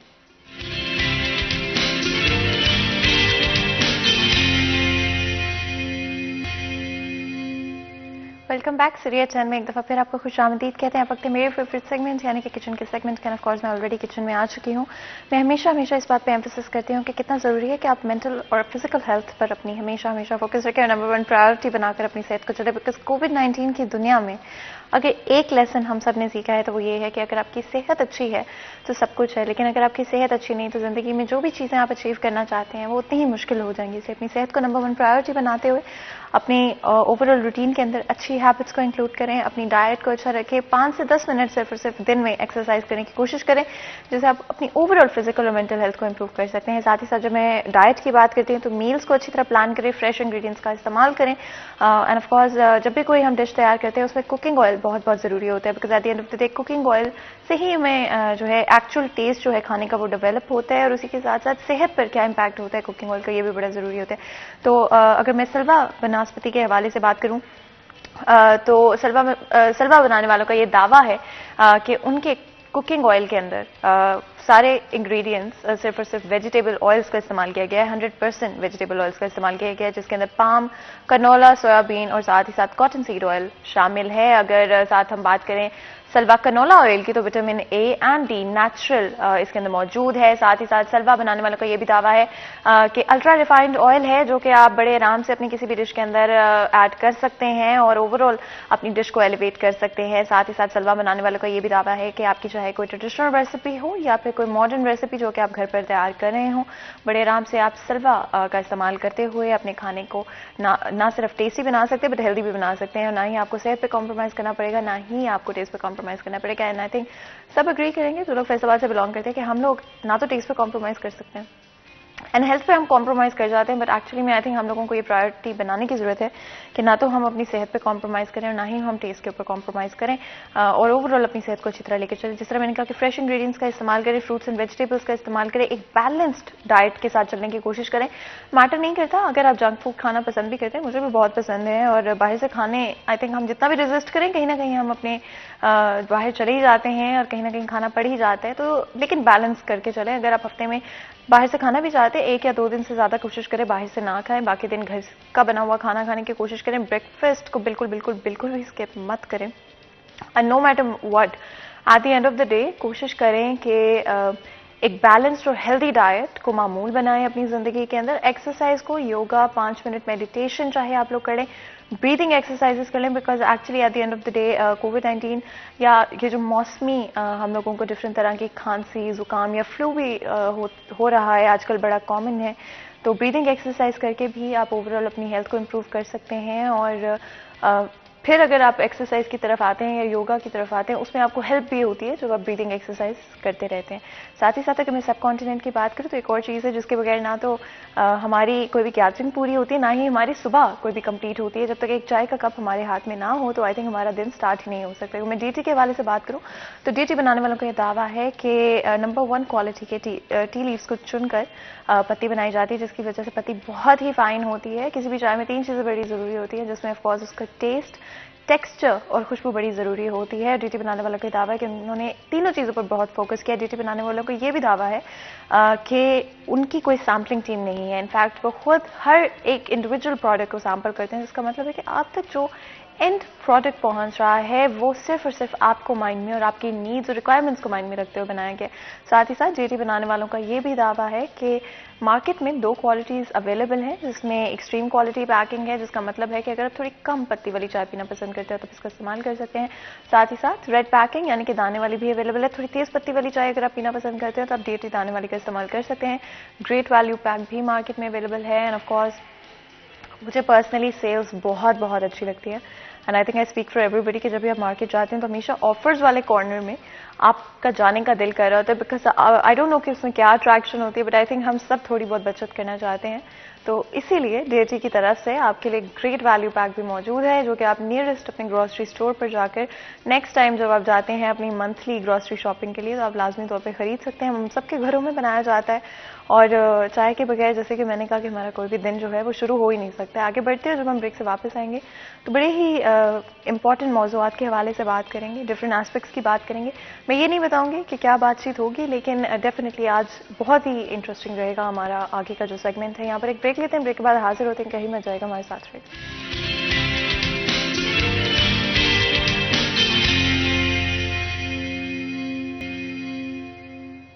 Welcome back. सिटी एट 10 में एक दफ़ा फिर आपको खुशामदीद कहते हैं। ब्रेक में जाने से पहले जैसे कि मैं बात करी थी कि आज का हमारा जो टॉपिक है, जो सब्जेक्ट होगा, वो बहुत ही इंटरेस्टिंग है। And I think I speak for everybody कि हमारी ज़िंदगी में कहीं ना कहीं ऐसे मोमेंट्स या वक्त रहा है जहाँ पर हमारे कुछ ऐसे एक्सपीरियंसेस रहे हैं जो कि हम एक्सप्लेन नहीं कर सकते हैं, जो हम बयान नहीं कर पाते हैं और जिनकी कोई साइंटिफिक एक्सप्लेनेशन, रियलिस्टिक एक्सप्लेनेशन या लॉजिकल एक्सप्लेनेशन मौजूद नहीं है। और जब इस तरह के वाक़यात हमारे साथ पेश आते हैं, या तो हम किसी और के साथ, अपने साथ या अपने किसी करीबी के साथ ऐसा कुछ होते हुए देखते हैं, तो शायद हम सब डर जाते हैं, घबरा जाते हैं, परेशान हो जाते हैं, क्योंकि हमारा दिमाग ये प्रोसेस नहीं कर पाता कि आखिर हो क्या रहा है, आखिर हकीकत क्या है और क्या वहम है। लेकिन at the end of the day ये एक हकीकत है कि इंसान के अलावा भी मखलूक़ात हैं जो कि एग्जिस्ट करती हैं, हमारे साथ ही रहती हैं और कहीं ना कहीं हमारा उनके साथ वास्ता पड़ ही जाता है। और आज इसी हवाले से बात करेंगे। इससे पहले कि हम आज के मौजू की तरफ जाए, समझ तो आप गए ही होंगे कि जन्नत के हवाले से बात होगी। हमने एक छोटी सी वीडियो बनाई है, तो इससे पहले कि हम सवालों की तरफ आएँ, तो जैसे कि मैंने पहले कहा कि हम सब ने अपनी ज़िंदगी में कुछ इस तरह के वाक़यात, कुछ इस तरह के लम्हे महसूस किए हैं जहाँ पर चाहे वो कोई आहट हो या फिर किसी खिड़की का हवा का अचानक से चलना, या डिफरेंट तरह की चीज़ें जिनसे 1 मिनट के लिए हमारे दिल की धड़कन ठहर गई और हम रुक गए और घबरा गए कि पीछे देखें भी या ना देखें। कई दफ़ा ये ख्वाब की सूरत में होते हैं, कभी हकीकत की सूरत में होते हैं, कभी रात का वक्त होता है या फिर कभी रात पे आप अकेले वॉक कर रहे हैं, कई दफ़ा घर के अंदर होता है, कई दफ़ा घर के बाहर होता है। लेकिन ये एक हकीकत है कि हम सब ने कहीं ना कहीं ये एक्सपीरियंसेस किए हैं और हमारे पास इनकी आज तक कोई एक्सप्लेनेशन नहीं है। कई दफ़ा लगता है कि क्या हम सोच रहे थे, क्या ये हमारा वहम था, और जब किसी को बयान करने लगते हैं तो आखिर अगले भी कई दफ़ा यकीन नहीं कर पाते और हम खुद भी सोच रहे थे क्या ये हुआ भी था या नहीं। लेकिन at the end of the day ये एक ऐसी चीज़ है जो कि एग्जिस्ट करती है और साइंटिफिकली बहुत सारी ऐसी चीज़ें हैं जो कि आज तक इंसान ना तो प्रूव कर पाया है, ना तो एक्सप्लेन कर पाया है। आज हमारे साथ बहुत ही खास मेहमान मौजूद हैं। डॉक्टर पीरज़ा अहमद हाशमी साहब हमारे साथ मौजूद हैं, जो कि स्कॉलर हैं। आपको वेलकम करते हैं शो में। बहुत बहुत शुक्रिया आज हमें ज्वाइन करने के लिए। बड़ा ही इंपॉर्टेंट टॉपिक है एंड आई थिंक सबकी ज़िंदगियों में ऐसा लम्हा रहा है। मेरी ज़िंदगी में तो ऐसे बहुत सारे लम्हात रहे हैं जहाँ पर मेरे पास कोई एक्सप्लेनेशन नहीं थी कि ऐसा क्यों हुआ, या ये आहट कहाँ से आई जब ना तो जब पीछे मुड़ के देखा कोई था और ना ही कोई आसपास था? क्या जिन्नात एक्चुअली में एग्जिस्ट करते? बिस्मिल्लाहिर्रहमानिर्रहीम। हम इस बात को दो हिस्सों में एक्सप्लेन करते हैं। सबसे पहला कि अमूमी तौर पे लोगों के जहनों में एक कॉन्सेप्ट क्या है। जिस तरह के जैसे ही रात की बात हो और कब्रिस्तान की बात करें तो वहाँ से लोग गुजरते हुए बहुत ज़्यादा घबराते हैं कि ये ऐसी जगह है जहाँ जिन्नात का डेरा होगा, जहाँ वो ठहरे हुए होंगे। ये ऐसा बियाबान जंगल जहाँ पे लोगों का रात को गुजरते हुए एक खौफ उन पे तारी हो जाता है। बल्कि अगर हम देखेंगे, जिस तरह आपने इंट्रो में कहा कि कई मरतबा घरों के अंदर कुछ ऐसी चीज़ें वकूफ़ पज़ीर हो जाती हैं कि जो हमारे जहन में फ़ौरन खटकती हैं। अच्छा, ये क्या हुआ है, यहाँ तो कोई है भी नहीं, तो ये आवाज़ कहाँ से आई है, ये यकदम से लाइट क्यों ऑन हो गई है, ये दरवाज़ा क्यों बंद हो गया है, ये क्या मामला पेश आया है। तो एक थोड़ा सा ना इंसान वहशतनाक सा होता है कि मंजर इस तरह का बन जाता है, और ये ज़िंदगी में ऐसा होता रहता है। और जब हम बात करते हैं ना कि इसको हम रिलेट करें जिन्नात के साथ या उनके वजूद के साथ, जिस तरह आपने क्वेश्चन किया कि क्या जिन्नात की कोई हकीकत है, तो इसमें तो कोई इख्तलाफ किसी एतबार से नहीं है कि जिन्नात अपना एक वजूद रखते हैं, उनकी एक हकीकत है जो इस दुनिया के अंदर मौजूद है। और उसकी जब हम बात करते हैं तो हमें बड़ी वाज़े तौर पर इस्लामी एतबार से भी और मुआशरती एतबार से भी हमें उसकी कुछ न कुछ ऐसी निशानियां मिलती हैं जिससे हमें मालूम होता है कि ये एक ऐसी मखलूक मौजूद है कि जो इंसान को नज़र तो नहीं आती, लेकिन वो अपने असरात इस कायनात के अंदर रखती है। और अहम तरीन बात यह है कि एक इंसान और उसका किसी जिन के साथ ताल्लुक या जिन्नात के साथ, जिस तरह की हमने एक वीडियो छोटी सी देखी, कई लोग दुनिया के अंदर ये दावा करते हैं और वो कहते हैं कि जिन्नात के साथ वो हम कलाम भी होते हैं और उनसे वो गुफ्तगू भी करते हैं और उनको वो अपने ताबे भी करते हैं। और वो लोगों में अगर ऐसे कोई असरात मौजूद हों तो वो कुछ ऐसे कलाम या ऐसे मंत्र भी पढ़ते हैं जिससे दूसरा बंदा अपने आप को पहले से बेहतर फील करता है और वो ठीक हो भी जाते हैं। और यही सिर्फ हमारे यहाँ ही नहीं, यूरोपियन ममालिक में भी ये कॉन्सेप्ट इसी तरह ही मौजूद है। बहरहाल जिन्नात की जब बात करते हैं तो एक मरतबा जहन के अंदर जो कॉन्सेप्ट आम लोगों का जो बनता है वो तो बहुत डरावना सा होता है, जिससे वो घबरा जाते हैं और डर जाते हैं। और जिन्नात की जैसे ही बात आती है तो वो घबराहट बड़ी नुमायाँ होती है उनके चेहरों के ऊपर। लेकिन हम इसको अगर दीन मतीन के हवाले से देखें तो उसमें सबसे पहली बात यह है कि इनकी तख्लीक जो है ये इंसान से पहले की है। यानी वजूद तो है कि हज़रत आदम अलैहिस्सलाम के सजदे की बात हुई तो वहाँ इब्लीस शैतान जिन ही था, खलक्तनी मिन नार उसने कहा, तो वो जिन जो था उसका वजूद बशर से पहले का है। तो ये वजूद कायनात के अंदर बहसीयत जिन एक मखलूक मौजूद है, ये कॉन्सेप्ट दीन मतीन के अंदर भी मौजूद है। बहुत दफ़ा ऐसी कहानियां सुनते हैं कि रात को अकेले वॉक करने ना जाएं, या फिर दरख्त हैं जहाँ पे दरख्तों के नीचे, घने दरख्तों के स्पेशली नीचे ना खड़े। कई दफ़ा अकेले कमरे में चल रहे होते हैं और ऐसे लगता है कि किसी के कदमों की आवाज़ आ रही है, लेकिन ना तो उस कमरे में आपके अलावा कोई मौजूद है और ना तो कोई आ सकता है, ना तो कोई दाखिल हो सकता। और ये सब ने एक्सपीरियंस किया है इन लम्हात में। जैसे कि आपने भी कहा कब्रिस्तान के पास से रात को ना गुजरे, बहुत सारी इस तरह की कहानियां मौजूद हैं। कितनी हकीकी हैं और कितनी बनावटी। अच्छा, इसमें देखिए कि नबी अकरम सल्लल्लाहु ताला अलैहि वसल्लम ने ये कहा कि शाम को जब गुरूब आफ्ताब होने लगे तो बच्चों को घर से बाहर ना निकलने दें।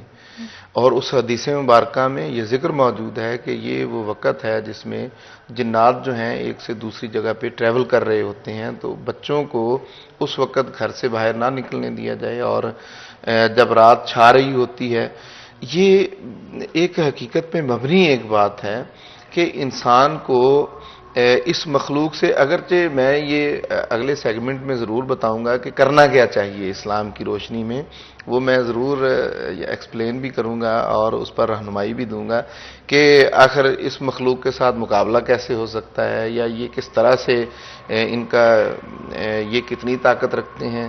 اصل میں جب دیکھیے نا کہ جن کے لفظ کو یہ آپ دیکھ لیں کہ اس کی اگر لٹرل میننگ دیکھیں تو ایسی مخلوق جو نظر نہیں آتی، یعنی جو نظروں سے اوجھل ہے۔ جو چیز نظروں سے اوجھل ہے اگر وہ اپنے ہونے کے آثار بتائے تو جس نے نہیں دیکھا وہ فوراً خوف زدہ ہو جائے گا، وہ گھبرا جائے گا کہ نہیں میں کسی چیز کو دیکھ نہیں پا رہا لیکن کچھ ہے۔ میں آپ کو ایک حقیقی بات بتاتا ہوں، میرے ایک جاننے والے دوست ہیں، تو ان کے والد جو ہے نا ان کے گھر کے اندر جنات وہ عامل ہیں بڑے اچھے، تو وہ ان کے بچوں کو بھی پتا ہے کہ یہ جنات شرارتیں کرتے ہیں، کبھی لائٹ آن کر دی، کبھی دروازہ بند کر دیا، کبھی کھڑکی کو کھول دیا، تو وہ اس طرح سے یعنی وہ بتاتے ہیں، یہ بیان کرتے ہیں۔ لیکن یہی معاملہ اگر کسی عام گھر کے اندر ہو جائے تو ان کو تو ساری رات نیند نہیں آئے گی، یہ کون ہے جس نے لائٹ کو آن کر دیا ہے، یہ کون ہے جس نے دروازہ کھول دیا ہے۔ تو وہ مخلوق جو ہمیں نظر نہیں آ رہی وہ کبھی کبھی اس کا ایک پارٹ جو ہے نا وہ شرارتی جنات پہ بھی مبنی ہے نا، جو شرارت کرتے ہیں، پریشان کرتے ہیں ایسے ہی، تو وہ لوگوں کو بعض اوقات ان کے ساتھ اٹکیلیاں کرتے ہیں، اس طرح سے کوئی نہ کوئی شرارت کر دی جس سے دیکھنے والا جو ہے وہ پریشان ہو گیا۔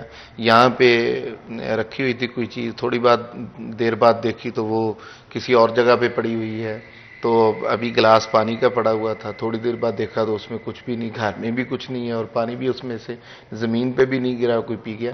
تو شرارتیں تو یہ کرتے ہیں، لیکن اب دیکھنا یہ ہے کہ یہ جو مخلوق ہے جس کو جنات کہتے ہیں، یا جن کے بارے میں اس طرح کی کہانیاں جو ہم بزرگوں سے سنتے آ رہے ہیں یا بڑوں سے سنتے آ رہے ہیں یا معاشرے کے اندر مشہور ہیں، ان کی حقیقت کتنی ہے اور کہاں تک ان میں درستگی ہے، تو ہم اس حوالے سے اتنا ہی کہیں گے کہ ہم جنات پر اسی طرح کے تصورات، خیالات رکھتے ہیں جو ہمیں دین متین جس کی ہمیں رہنمائی فرما دیتا ہے۔ پیر صاحب، جس طرح سے بھی ہم انٹروڈکشن میں بھی دیکھ رہے تھے کہ کچھ لوگ جنات کو جس طرح سے الادین کا چراغ ہوتا ہے اور جیسے کہانیاں سنتے ہیں کہ اپنے قابو میں کر لیا اور جو چاہا وہ حاصل کر لیا، جو لوگ ایسی نیت رکھتے ہیں کیا یہ ممکن ہے؟ کیا جنات کو اپنے قابو میں کرنا ممکن ہے؟ اچھا دیکھیے کہ اللہ تعالیٰ نے انسان کو ایسا بنایا ہے کہ زمین و آسمان کو اس کے لیے مسخر کر دیا ہے۔ انسان نے جانوروں پہ قابو پایا ہے، انسان نے اس ایٹماسفیئر پہ قابو پایا ہے، انسان نے اب سائنسی اعتبار سے بھی دیکھ لیں کہ انسان کس قدر اپنی اپروچ کہاں تک لے گیا ہے۔ میں اس بات سے ذاتی طور پہ انکار نہیں کرتا، اگرچہ کسی کو ہو سکتا ہے اپنی تحقیق کے اعتبار سے مجھ سے اختلاف ہو سکتا ہے کہ جنات کو یا جنات کی ہی جنس سے جو چیزیں ہیں جن کے لیے مختلف الفاظ بولے جاتے ہیں ان میں سے کسی کو تابع کیا جا سکتا ہے کہ نہیں کیا جا سکتا۔ اللہ تعالیٰ نے انسان کو اشرف المخلوقات بنایا ہے، یہ غیر مرئی ہونے، غیر مرئی کا مطلب جو جن کو ہم دیکھ نہیں پاتے، جو نظر نہیں آتی، نظر نہ آنے کے باوجود یہ ممکن ہے کہ کوئی ان کو اپنے تابع کر لے جب ان سے کانٹیکٹ ان کا ہو جائے، جو ایک خاص طریقے سے ممکن ہے۔ اگر وہ اس معاملے کو کر لے تو یہ ممکن ہے کہ کوئی انسان جن کو اپنے تابع کر سکتا ہے۔ اور دیکھیے کہ میں اگر اسلامی نقطہ نظر سے صرف ابھی ایک پہلو اتنا بتا دوں کہ اگر جنات ایمان والے بھی ہیں اور مومن بھی ہیں، اور جنات جو ہیں وہ تعلیم بھی حاصل کرتے ہیں یا ان کے علم کا ایک ذریعہ بھی ہے اور وہ انسانوں سے علم حاصل بھی کرتے ہیں، جس طرح نبی صلی اللہ علیہ وسلم سے انہوں نے قرآن پاک کو سنا اور جا کے اپنے قبیلے کو بتایا، تو ان کی ایک اٹیچمنٹ انسان کے ساتھ رہتی ہے۔ اب وہ اٹیچمنٹ اگر خیر کی ہو تو وہ وہاں پرسکون ماحول ہے، اور جہاں پہ شرارت کی ہو تو وہاں پریشانی ہے۔ جی بالکل، ہمارے ساتھ ایک کالر موجود ہے، بات کرتے ہیں۔ السلام علیکم جی۔ السلام علیکم جی۔ وعلیکم السلام۔ جی کیسے ہیں آپ؟ میں مانت علی۔ جی جی بتائیں کیا پوچھیں گے؟ میں کہ ہمارے گھر میں مسئلہ ہے کہ اس کا کیا حل ہے؟ کیا مسئلہ ہے آپ کے گھر میں؟ मसला अभी वो घर में ना डर लगता है बच्चों को कि ये कभी बेगम को तंग किया जाए, कभी किसी को तंग किया जाए, कभी किसी को तंग किया जाए, तो उसकी वजह से हम बहुत डरते हैं। घर में बहुत प्रॉब्लम है, तो इसका कोई हल बताएं।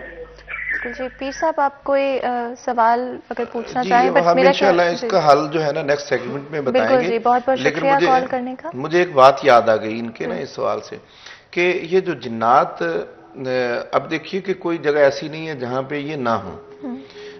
दीन मतीन की रोशनी में भी मैं नेक्स्ट सेगमेंट में बताऊंगा, लेकिन एक चीज़ जो है ना, जिस तरह इन्होंने कहा कि बच्चों को नज़र आते हैं, और ये किसी हद तक दुरुस्त है कि उनके आसार बच्चों को जल्दी नुमाया उनके लिए हो जाते हैं। बच्चे पीछे क्या वजह है? असल में बात यह है कि बच्चे जो हैं वो अपनी थिंकिंग शऊर के एतबार से वो इतने मैच्योर भी नहीं होते, और वो चीज़ें जो हैं उनको देखने में वैसे भी शायद आसानी हो। क्या जन्नत ऐसा महसूस करते हैं कि बच्चों से उन्हें कोई खतरा नहीं, इसलिए उनके सामने आ जाते हैं? नहीं, असल में ये है कि ये ऐसी बात नहीं है, बड़े या छोटे होने की बात नहीं है, लेकिन जिस तरह तजर्बा से, एक्सपीरियंस से चीज़ गुजरी है, तो वो निस्बतन बच्चों को ये चीज़ थोड़े से एहसास कह लें कि उनके जो फीलिंग्स हैं वो एक और आदमी से मुख्तलिफ हैं, तो उन फीलिंग्स में वो ज़्यादा नुमायाँ हो जाती हैं।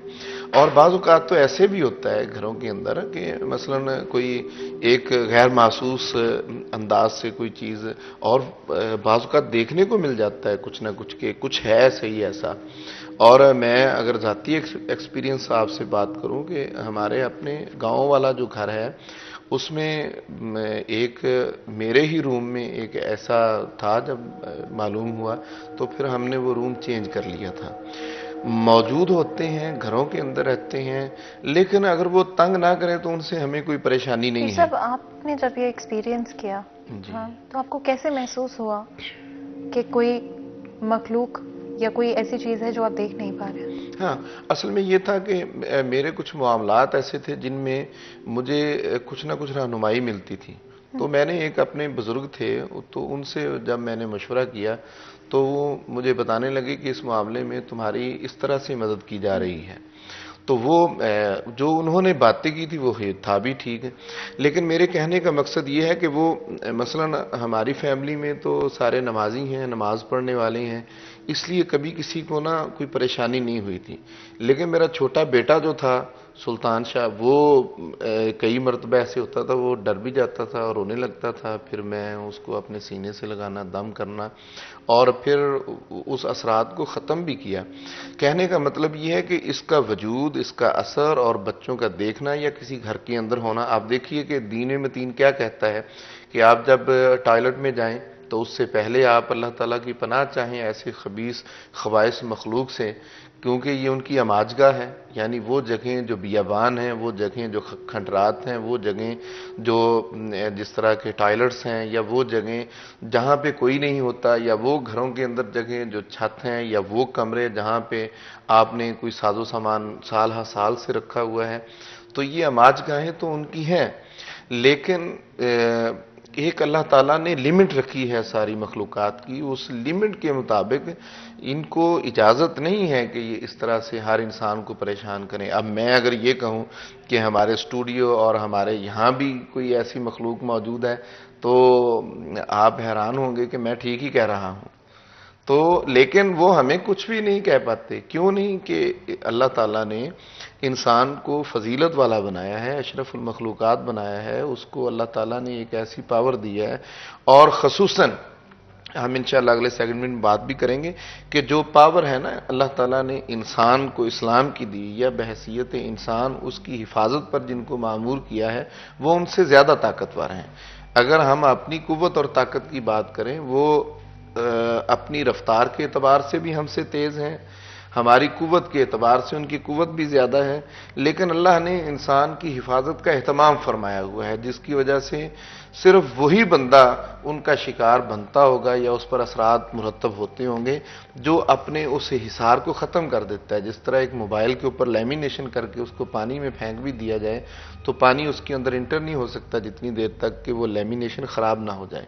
تو انسان اپنے اعمال سے اگر اس حصار کو جو اللہ تعالیٰ نے اس کی حفاظت کے لیے بنایا ہے اس کو اگر وہ ختم کرے تو پھر اس کے اثرات اس پر واضح بھی ہوتے ہیں، پھر خوف بھی ہوتا ہے۔ بہت سارے اگر ہم کہانیاں یا قصے سنیں وہاں پر یہ تاثر ملتا ہے، یہ امپریشن ملتا ہے جنات کو کسی اور کے اوپر انٹینشنلی بھی بھیجا جا سکتا ہے۔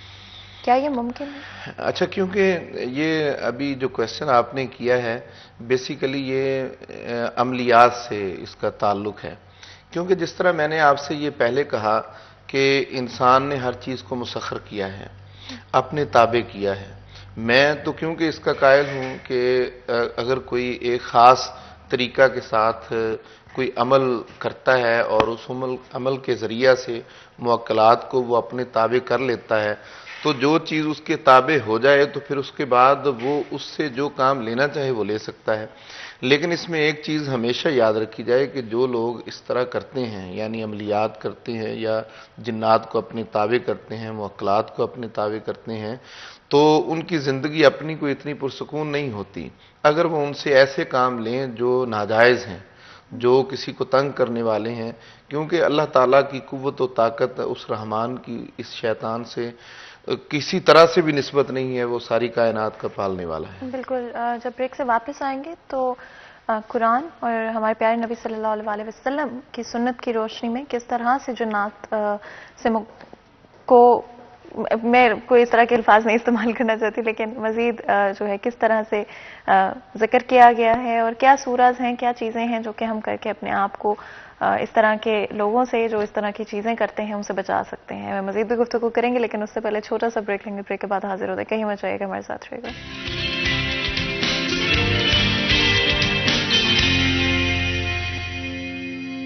Welcome back. سیریہ چین میں ایک دفعہ پھر آپ کو خوش آمدید کہتے ہیں۔ بریک میں جانے سے پہلے آج اسپیشلی ہم لوگ بات کر رہے ہیں جنات کے حوالے سے اور جنات کی حقیقت کے حوالے سے۔ کتنی حقیقت ہے، کتنی کہانیاں ہیں۔ ہم سب نے زندگی کے کسی نہ کسی پوائنٹ پر ایسی چیزیں ایکسپیرینس کی ہیں جو کہ ہم ایکسپلین نہیں کر سکتے، جو کہ سائنٹیفکلی ایکسپلین نہیں کی جا سکتی، اور یہ ایک حقیقت ہے کہ جنات ایگزسٹ کرتے ہیں۔ جس طرح بریک میں جانے سے پہلے ہم نے اس حوالے سے بات کی کہ کس طرح کے واقعات پیش آتے ہیں، اچھے جن بھی ہوتے ہیں، برے جن بھی ہوتے ہیں۔ جنوں کو اپنے قابو میں کرنا کیا ممکن ہے یا ممکن نہیں ہے، اور پیر صاحب نے جس طرح سے بیان کیا کہ ممکن تو ہے، لیکن جو شخص اس طرح کے کام کرتے ہیں، کوشش کرتے ہیں، وہ خود بھی بے سکونی کا شکار ہوتے ہیں۔ پیر صاحب، اسی ڈسکشن کو آگے بڑھاتے ہوئے اگر یہ ممکن ہے تو پہلا تو یہ ایسپیکٹ ہے کہ پتہ کیسے چلے کہ آپ کے گھر میں، آپ کے ارد گرد جنات موجود ہیں، اس کو پتہ لگانے کا کیا طریقہ ہے؟ اچھا، اس میں جو پہلی چیز ہے وہ تو یہ ہے کہ ہمیں اس کی ضرورت ہی پیش نہیں آنی چاہیے۔ بحیثیت مسلمان اور بحیثیت انسان، ہمارے جہاں ہم بیٹھے ہیں یہاں بھی تو بہت ساری ایسی چیزیں ہیں جو اللہ تعالیٰ کی مخلوقات سے ہیں لیکن ہمیں نظر نہیں آ رہی، ان سے ہماری کوئی اٹیچمنٹ نہیں ہے۔ مثلا میں مثال کے طور پہ نوری مخلوق ہیں، فرشتے ہیں۔ اب فرشتے موجود ہیں، ان کی موجودگی کا ہمیں ضرورت نہیں ہے ان کو دیکھنے کی کہ ہمیں پتہ چلے کہ فرشتے موجود ہیں یا نہیں ہیں۔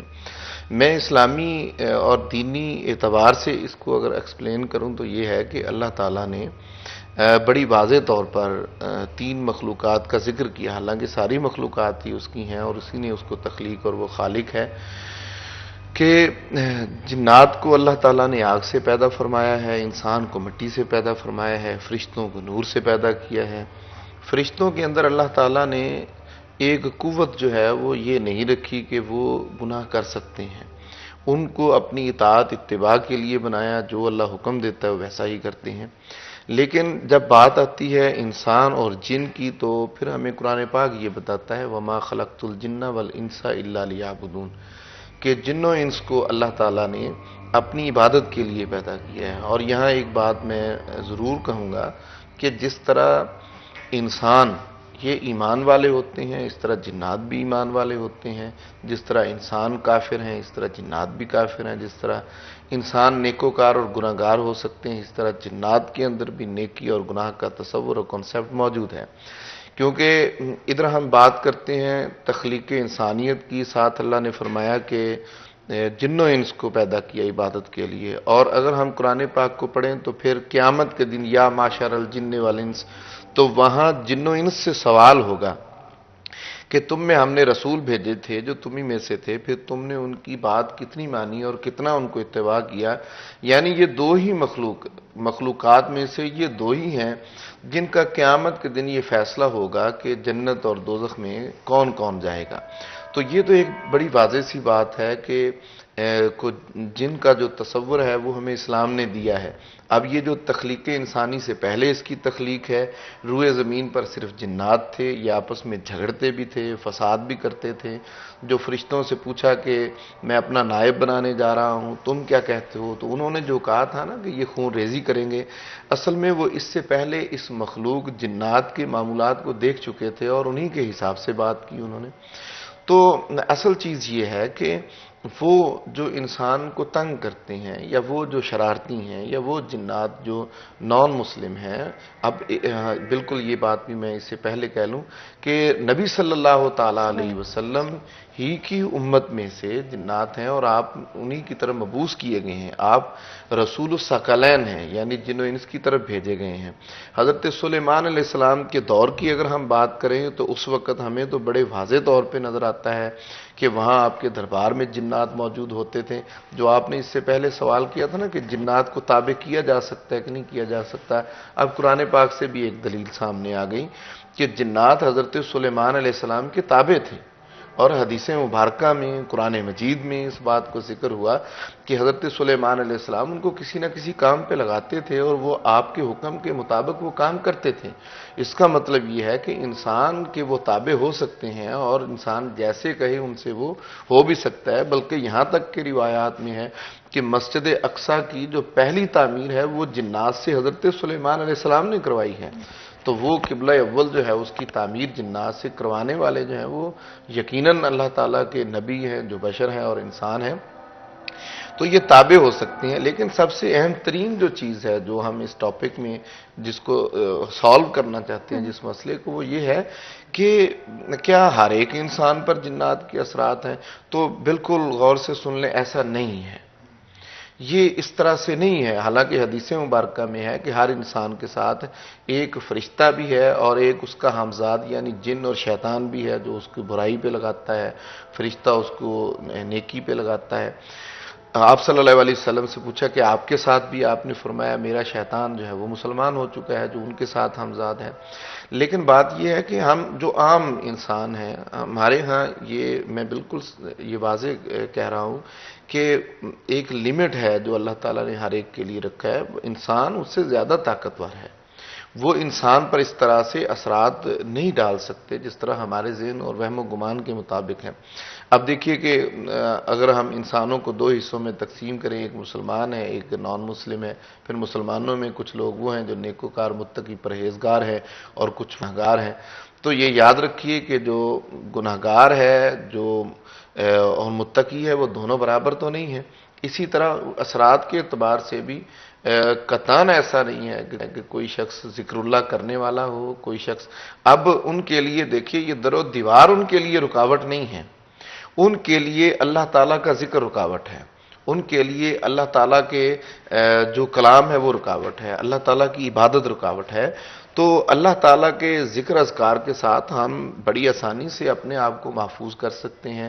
عام گھر کے اندر قرآن پاک کی اگر تلاوت ہوتی ہے یا گھر کے اندر ذکر اللہ ہوتا ہے یا نماز پڑھنے والے موجود ہیں تو وہ بالکل اپنے ذہن و وہم و خیال میں ایسی کوئی چیز نہ لائیں. ایک چیز میں ضرور کہوں گا، کہ یہ ایک غلط فہمی بھی پیدا ہو رہی ہے اور کی جا رہی ہے، ہمارے کمزور ایمان کی علامت ہے کہ بعض اوقات ہمیں فزیکلی کوئی نہ کوئی مسئلہ ہوتا ہے، میڈیکلی ہمیں کوئی پرابلم ہوتا ہے، کوئی بیماری ہوتی ہے، تو ہم اس بیماری کو ان شیاطین اور جنات کی طرف منسوب کر کے اپنا نقصان کرنے کی بجائے میڈیکلی اس کی میڈیسن لینی چاہیے، اپنے آپ کو چیک اپ کروانا چاہیے۔ ہر چیز کے پیچھے جن نہیں ہے کہ سر درد ہوا ہے تو بھی جن ہے، بخار چڑھ گیا اپنے ہے تو آپ بھی کو جن ہے۔ جنات سے بچانے کے لیے اگر کوئی سورہ، بیکاز ہمارے پاس وقت ختم ہو گیا، بالکل کوئی اگر جی ایک تو میں وہ ابھی جو مجھ سے کویسچن ہوا تھا تو میں ان سے یہ کہوں گا کہ وہ سورہ بقرہ کی 7 دن تک تلاوت اپنے گھر میں کریں۔ ویسے آج کل ہمیں مزید آسانی یہ ہے کہ ہمارے پاس ڈیوائسز ایسی ہیں، موبائل وغیرہ موجود ہے، تو ہم اس پہ وہ لگا کے تو گھر کے اندر اس کی تلاوت قرات ہو سکتی ہے۔ بہتر تو یہ ہے کہ خود اس کی تلاوت کی جائے۔ اور پھر اس کے بعد آپ صلی اللہ تعالیٰ علیہ وسلم کا ایک طریقہ مبارک تھا، وہ میں ضرور بتاؤں گا، اس سے پہلے بھی شاید کسی پروگرام میں بتایا ہو، کہ جب آپ صلی اللہ علیہ وسلم رات کو سونے لگتے، حضرت عائشہ صدیقہ رضی اللہ تعالیٰ عنہ آپ فرماتی ہیں کہ آپ صلی اللہ علیہ وسلم سورہ اخلاص پڑھتے، تعوذین یعنی قل اعوذ برب الفلق پڑھتے، قل اعوذ برب الناس پڑھتے، اور پھر اس کو اپنے ہاتھ پر پھونک مارتے، دم کرتے، اور پھر اس کو اپنے پورے جسم کے اوپر پھیر لیتے۔ تو وہ جن کے بچے ڈرتے ہیں یا جو گھر کے اندر محسوس کرتے ہیں کہ ایسی چیز ہے، تو پھر وہ سورہ بقرہ کی تلاوت کریں، اور یہ والا معمول رات کو بنائیں کہ رات کو سوتے وقت سورہ اخلاص اور تعوذین ان کی وہ تلاوت کر کے اور اپنے اوپر دم کر کے سوئیں، تو اللہ تعالیٰ اس کلام کی برکت سے ان کو محفوظ رکھے۔ بالکل، بہت بہت شکریہ پیر صاحب آج ہمیں جوائن کرنے کے لیے، اور بہت ہی اچھی اور آگاہی، ایک تو اویئرنیس جنریٹ کرنے کے لیے سبجیکٹ کے اوپر، اور کچھ ایسے طریقے بتانے کے لیے بھی جہاں پر ہم اپنے آپ کو جنات سے محفوظ رکھ سکتے ہیں۔ یہاں پہ آج کے پروگرام کا وقت ختم ہوتا ہے، مجھے اجازت دیں، اللہ حافظ۔